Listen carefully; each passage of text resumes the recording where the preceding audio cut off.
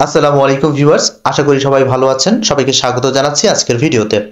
পাকিস্তানে সফররত বাংলাদেশের সামরিক বাহিনীর উচ্চপদস্থ কর্মকর্তাদের এক প্রতিনিধি দল জেএফ-17 যুদ্ধ বিমানের প্রতি আগ্রহ প্রকাশ করেছে। পাকিস্তানের আইএসপি এর সূত্রে বরাত দিয়ে বাংলাদেশ ও পাকিস্তান সহ বিশ্বের বিভিন্ন গণমাধ্যমে এ ধরনের তথ্য ও সংবাদ পরিবেশিত হয়েছে। আজকের ভিডিওতে আমরা এ সম্পর্কে আলোচনা করব, সুতরাং ভিডিওতে আমাদের সাথেই থাকুন। 15ই জানুয়ারি পাকিস্তান সফরে গিয়েছেন বাংলাদেশের একটি উচ্চ পর্যায়ের সামরিক প্রতিনিধি দল। এই দলের নেতৃত্বে রয়েছেন lieutenant general S M Kamrul Hasan, যিনি সশস্ত্র বাহিনী বিভাগের প্রিন্সিপাল স্টাফ অফিসার। বহু বছর পর পাকিস্তানে বাংলাদেশ থেকে এত উচ্চ পর্যায়ের কোনো সামরিক প্রতিনিধি দল সফর করছে, যা অত্যন্ত তাৎপর্যপূর্ণ অর্থ বহন করে। সেখানে প্রতিনিধি দল পাকিস্তানের সেনাপ্রধান, বিমান বাহিনীর প্রধান সহ chairman of chief of general staff ও অন্যান্য উচ্চপদস্থ সামরিক কর্মকর্তাদের সাথে বৈঠক করেন। বাংলাদেশের প্রতিনিধি দল পাকিস্তানের বিমান বাহিনীর প্রধান air chief marshal Zaheer Ahmed Babar সিধুর সাথে বৈঠক করেন। বৈঠকে দুই দেশের বিমান বাহিনীর মধ্যে সহযোগিতা বাড়ানোর বিষয়ে আলোচনা হয়। যে আলোচনায় লেফটেন্যান্ট জেনারেল হাসান পাকিস্তান বিমান বাহিনীর উন্নত প্রযুক্তি এবং দেশীয়ভাবে নির্মিত সামরিক সরঞ্জামাদির ভূয়সী প্রশংসা করেন। বিশেষ করে জেএফ-17 থান্ডার যুদ্ধবিমান নিয়ে আগ্রহ প্রকাশ করেন। এখন আসি মূল আলোচনায়, যে আসলে বাংলাদেশের ডেলিগেশনের এই জেএফ-17 থান্ডার যুদ্ধবিমানের প্রতি আগ্রহ প্রকাশ বলতে আমরা কি বুঝতেছি, এবং আসলেই বাংলাদেশের এই জেএফ-17 থান্ডার কেনার সম্ভাবনাই বা কতটুকু। বাংলাদেশ বিমান বাহিনী তাদের বিমান বহরকে আধুনিক ও শক্তিশালী করতে নতুন যুদ্ধবিমান কিনছে। এটি মূলত পুরনো খবর।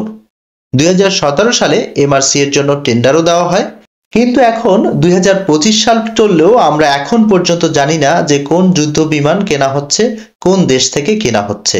এমনকি বাংলাদেশ আদৌ এমআরসি এর জন্য কোনো দেশের সাথে চুক্তিবদ্ধ হয়েছে কিনা সেটা পর্যন্ত আমাদের বিমান বাহিনী বা সামরিক অন্য সূত্র বা সরকারি কোনো সূত্র থেকে জানানো হয়নি। যে কারণে আমরা কিছুদিন পরপরই দেখি যে বাংলাদেশ জেএফ-17 কিনছে, জে-10সি কিনছে, ইউরোফাইটার টাইফুন কিনছে, রাফায়েল কিনছে, এ ধরনের বিভিন্ন খবর বাংলাদেশ বিমান বাহিনীকে জড়িয়ে করা হয়। তবে এবারের যে নিউজটি সেটি একটু ব্যতিক্রম, যেহেতু এটি অফিসিয়াল সোর্স থেকে এসেছে, যদিও সেটি পাকিস্তানের আইএসপিআর যেহেতু তাদের স্টেটমেন্টে এই কথা বলেছে, তাই ধরেই নিতে পারি যে পাকিস্তানে সফররত বাংলাদেশের যে প্রতিনিধি দল তারা সত্যিই এ ব্যাপারে আগ্রহ প্রকাশ করেছে।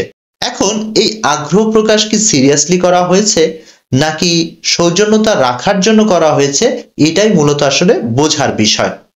আপনারা যদি একটি বিষয় খেয়াল করেন তাহলে দেখতে পাবেন যে একটি দেশের সামরিক ডেলিগেশন যখন অন্য দেশে যায় তখন স্বভাবতই সে দেশের সামরিক বাহিনী এবং তাদের সমরাস্ত্র শিল্পের প্রশংসা করে থাকে। যেহেতু বাংলাদেশের ডেলিগেশন পাকিস্তান সফর করছে এবং সেখানে পাকিস্তানের বিমান বাহিনীর সাথে আলোচনা হয়েছে, সেখানে অবশ্যই বিভিন্ন বিষয় উঠে এসেছে এবং সাথে সাথে জেএফ-17 এর বিষয়টিও উঠেছে, এবং খুব সম্ভবত পাকিস্তান বাংলাদেশকে জেএফ-17 থান্ডার যুদ্ধবিমান অফার করেছে। এখন যেহেতু বাংলাদেশের ডেলিগেশনের কাছে জেএফ-17 যুদ্ধবিমানকে অফার করা হয়েছে, সুতরাং সরাসরি তো না করে দেওয়া যায় না। অন্ততপক্ষে সৌজন্যতার খাতিরেও বলতে হয় যে ঠিক আছে, আমরা এই অফারটিকে বিচার বিবেচনা করে দেখব। আমার কাছে মনে হয় বাংলাদেশি ডেলিগেশনও যেহেতু একটা পট পরিবর্তন হয়েছে, দুই দেশের সম্পর্ক এখন অনেক বেশি ভালো, সেই ক্ষেত্রে লেফটেন্যান্ট জেনারেল হাসান সৌজন্যতার খাতিরেই আগ্রহ প্রকাশ করেছে, অথবা এই বিষয়টি নিয়ে তারা আরো বিচার বিবেচনা করবে সেটি বলেছে, যা পাকিস্তান তাদের যে আইএসপিআর এর বিবৃতি বা স্টেটমেন্ট রয়েছে সেখানে উল্লেখ করেছে। আমার কাছে এটাই মনে হয়। তবে আপনাদের যদি ভিন্ন মত থাকে বা অন্য কিছু মনে হয় তবে আমাদের কমেন্ট সেকশনে অবশ্যই জানাবেন। গত বছরের নভেম্বরে বাংলাদেশের বিমান বাহিনীর প্রধান যখন চায়নাতে যান, তখন কিন্তু খবর বেরিয়েছিল যে বাংলাদেশ চীন থেকে জে-10সি যুদ্ধবিমান কিনছে। এখন আবার খবর বেরোচ্ছে যে বাংলাদেশ জেএফ-17 যুদ্ধবিমান কিনবে। আমি মনে করি খুব সম্ভবত বাংলাদেশ বিমান বাহিনী যদি সিঙ্গেল ইঞ্জিন বিশিষ্ট ফাইটার জেট কেনে তবে সিরিয়াসলি জে-10সি কেনার চেষ্টাই করবে, কারণ বাংলাদেশের সব থেকে বড় প্রতিবেশী এবং থ্রেটের কথা যদি বলি সেটি হলো ভারত। সেই ভারতকে মোকাবেলায় জেএফ-17 থান্ডারের তুলনায় জে-10সি অনেক বেশি কার্যকর হবে। পাকিস্তানও ভারতের রাফায়েলকে কাউন্টারের জন্য তারা জে-10সি যুদ্ধবিমান কিনেছে, সুতরাং বিমান বাহিনীর জে-10সি ফাইটার কেনাই উচিত হবে। তবে আমি এও বলছি না যে জেএফ-17 থান্ডার একটি খারাপ ফাইটার জেট, বিশেষ করে জেএফ-17 এর ব্লক 3 যে ভার্সনটি রয়েছে সেটি একটি খুবই ভালো লাইট অ্যাটাক ফাইটার জেট, তবে সেটা কখনোই জে-10সি এর সমতুল্য না। তাই বলাই যায় যে জেএফ-17 কখনোই জে-10সি এর বিকল্প হতে পারে না। বাংলাদেশের জন্য সেরা বিকল্প জে-10সি, এর কোনো বিকল্প নেই। তবে এমনও হতে পারে যে বাংলাদেশ জে-10সি এবং জেএফ-17 ফাইটার দুটোই কেনার চিন্তা করছে। আমাদের বিমান বাহিনীর অনেক ফাইটার জেট দরকার, বিশেষ করে F-7BG ফাইটারগুলোকে রিপ্লেস করার জন্য। যদিও বাংলাদেশের 36টি F-7BG কে চায়না থেকে আপগ্রেড করে F-7BGI নামে বিমান বাহিনী অপারেট করছে, কিন্তু সেগুলোকে 2035 সাল থেকেই রিটায়ার করাতে হবে। সেটিকে বিবেচনায় নিয়ে কিছু জেএফ-17 কিনলেও কিনতে পারে। তবে বাংলাদেশ যদি জেএফ-17 ফাইটার কেনে তবে অবশ্যই এর ব্লক 3 যে ভার্সনটি রয়েছে সেটি কিনবে, যা জে-10সি ফাইটার থেকে পিছিয়ে থাকলেও খুব বেশি পিছিয়ে নেই। এর রাডার, এভিওনিক্স এবং উইপেন প্যাকেজের দিকে যদি তাকাই তাহলে আমাদের বর্তমান যে বিমান রয়েছে সেগুলোর তুলনায় ব্লক 3 ভার্সন এগিয়ে থাকবে, কোনোভাবেই পিছিয়ে থাকবে না। এখানে আরো একটি বিষয় একটু ক্লিয়ার করা দরকার যে বাংলাদেশ এমআরসি এর অধীনে যে ফাইটার জেট কিনবে তার সাথে এই ফাইটার কেনার কোনো সম্পর্ক নেই।